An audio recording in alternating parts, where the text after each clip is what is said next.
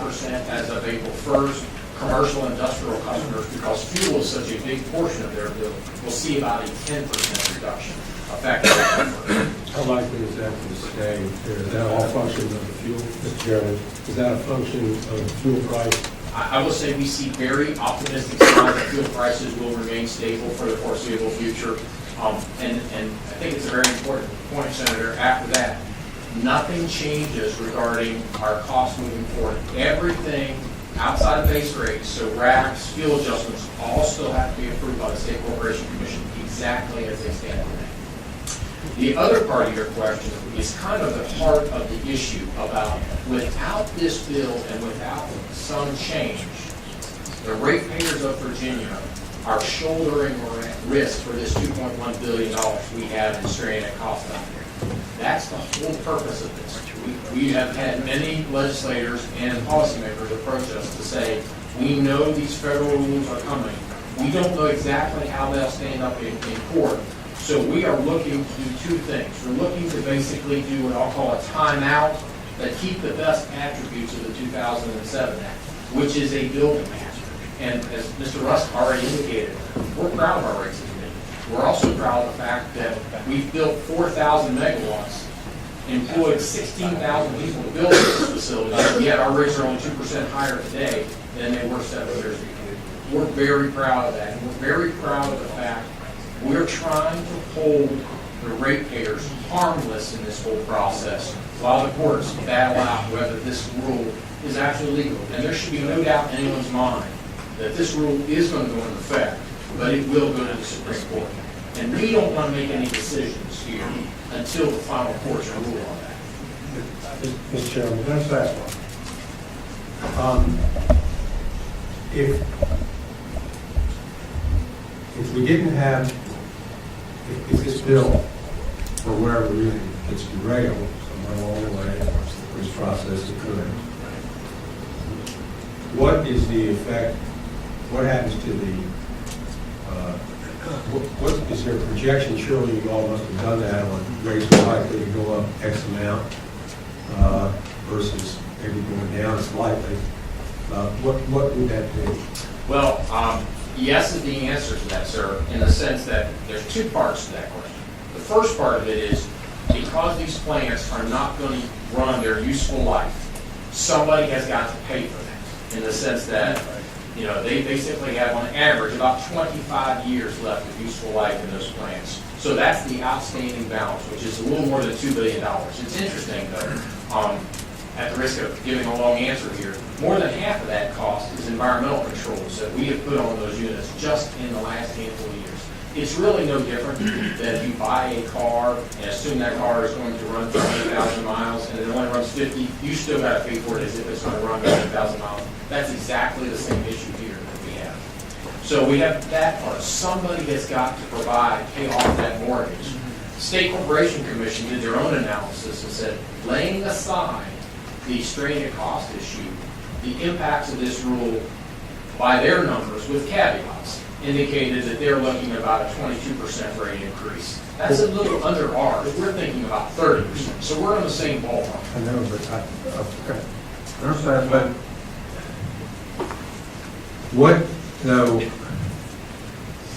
would the rate, what's the likelihood, in other words, if $2.1 billion of stranded costs with no bill have to be eaten by the consumer, what's that do over the next 5 years, 6 years, 7 years, whatever, to the rates?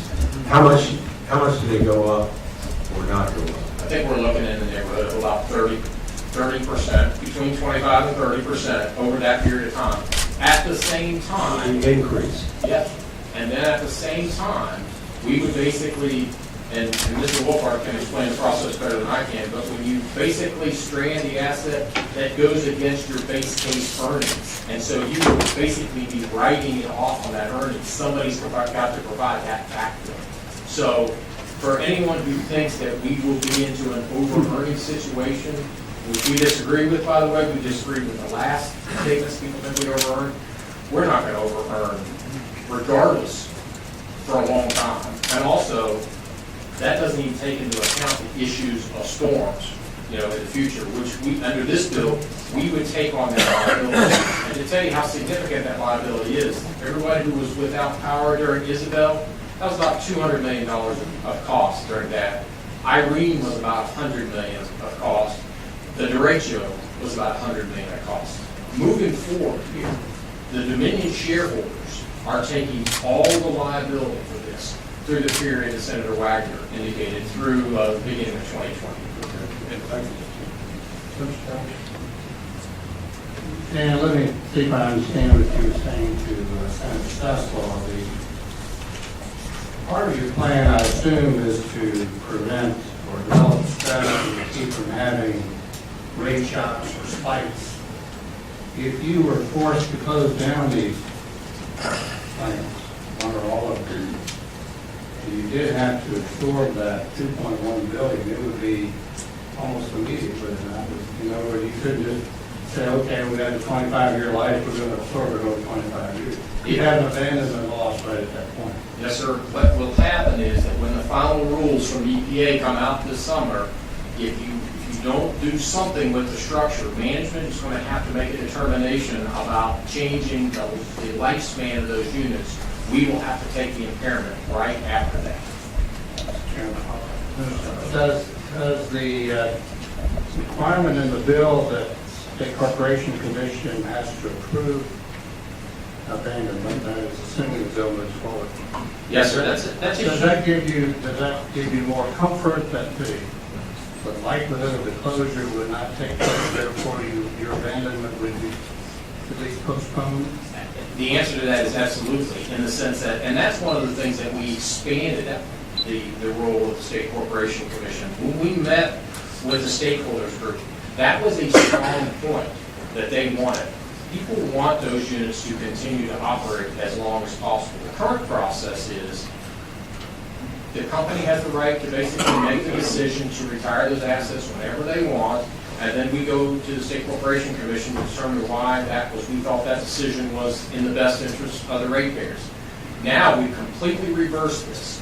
Now we have got to ask the State Corporation Commission in advance if they think that decision is prudent and in the public interest, and they will make that determination before we can do it.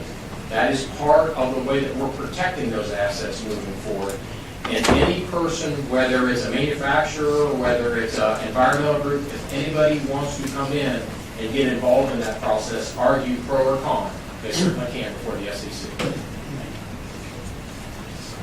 And anything else? No, sir. Thank you for your support.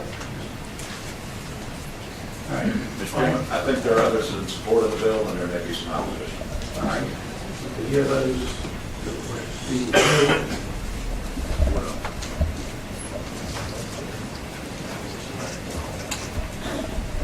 Mr. Chairman, members of the committee, Brett Massey, Virginia Manufacturers Association.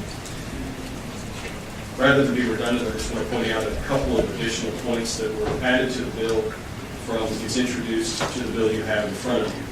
Also, just as a process, our organization has spent the last 2 weeks working with Patron, which we want to thank, also with the Dominion Resources, in trying to make the introduced bill better. That was our goal. We think we've accomplished that goal. The bill you have in front of you is the result of many of those meetings. But there are a couple of things that we particularly want to draw your attention to. In the IRP, on lines 21 through 23, there's some very purposeful language put in there directing the resource plan to take a look in particular about stability and a number of things, including the retention and expansion of energy-intensive industries. This is a very important term of art for our industry. There are 6,000 factories, 220,000 workers. Well over 800 of those factories are energy intensive, meaning a small spike of 5% in energy cost is the difference between being in business or perhaps not being in business.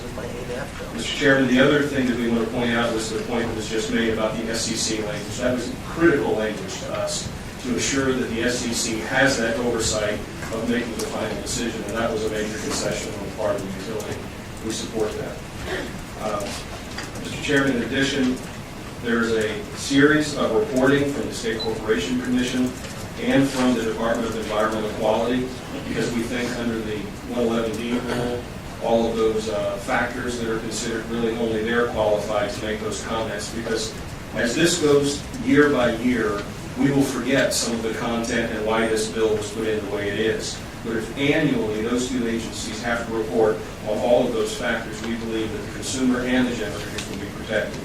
Mr. Chairman, the final point that I do want to make on this is when you look at severability. There was a severability clause added. That's important from the point of view of if part of the federal rule is thrown out or part of this statute perhaps is thrown out.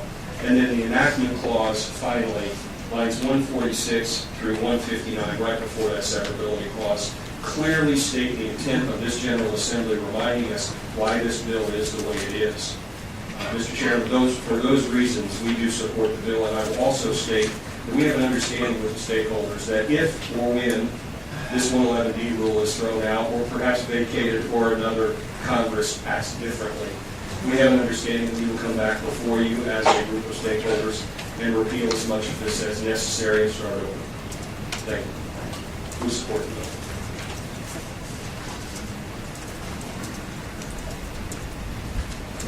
Mr. Chairman, members of the committee, I'm Ned Massey with Mead Westvaco Corporation. We're a major industrial user in the state. We're particularly interested in the dependability of stable prices and rates for us over a long period of time. That helps in your planning and going forward. We particularly are very hopeful that this bill will delay the closure of low-cost coal plants and such in the state. We use a lot of energy in that respect. And we're particularly supportive of the recovery of the deferral and recovery of deferred fuel costs. Thank you, sir.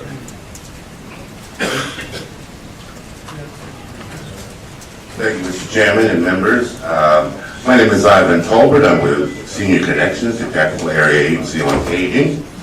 And we've been here in Richmond, Greater Richmond, for more than 40 years, serving many thousands of elder citizens. While this year we've been blessed to have mild weather, we do know that in recent years we've had really severe changes in our weather, hotter summers, colder winters, and more harsh. When this happens, some of our most vulnerable citizens are those who are low income and elderly. And when they find themselves in a dire strait on fixed budgets, one of the first places they call is Senior Connections. We respond as we can with the resources we have available, but we could not respond in the manner that we do without the continued support of our corporate friends like Dominion. We rely on their Energy Share program in the winter to help keep seniors warm, and on the Fan Share program in the summer to help to keep them cool. So we are here to speak in strong support of Senate Bill 1349 because of its effect of holding down rates. We would be in favor, of course, of any measures that can stabilize the rate situation, particularly during this period of uncertainty, and hold our senior citizens in mind to protect them from any gyrations in rates that could occur without this bill. Thank you very much.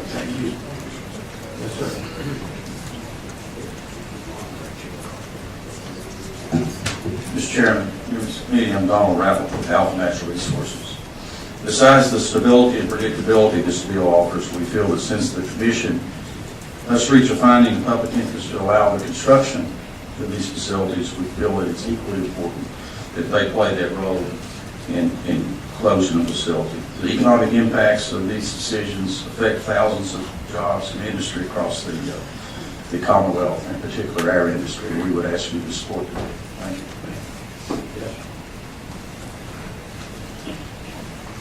Good afternoon, Mr. Chairman and the member of the committee. I'm Dr. John Kim, the president of Korean American Society of Greater Richmond. I came here with my vice president of our organization here to support the Senate Bill 1349. My organization fully supports this bill, and I would like to take a few minutes to explain why. We have about 8,000 Korean Americans in Richmond area, and about 500 small businesses owned by and run by Korean Americans. And our community recently shared a concern about the energy prices. they are a big part of our household budget, especially for the lower income families. And they are a significant cost of doing business, especially for smaller firms operating on a small margins. Anything that boosts these prices can cause real problems for families and businesses as well. So I'm very pleased that the Senator Wagner, excuse my southern accent. I'm from South Korea, where I feel. Senator Wagner has introduced the Senate Bill 1349. I believe this will protect the consumers by locking